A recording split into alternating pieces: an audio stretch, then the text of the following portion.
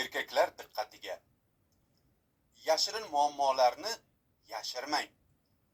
Sizda quyidagi holatlar bormi? Quvvat susaygan, erta bo'shalish, prostata og'rig'i, siyishda qiynalish, farzand bo'lmayapti. Bu oddiy holat emas. Bu organizm sizga ishora beryapti. Ammo ko'plar bu ishorani eshitmaydi yoki eshitishni xohlamaydi. Nega dorilar yordam bermaydi?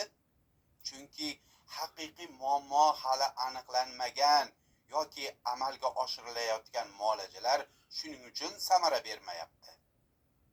Ha, aytganda bitta usul bor. U haqda hech kim sizga aytmaydi.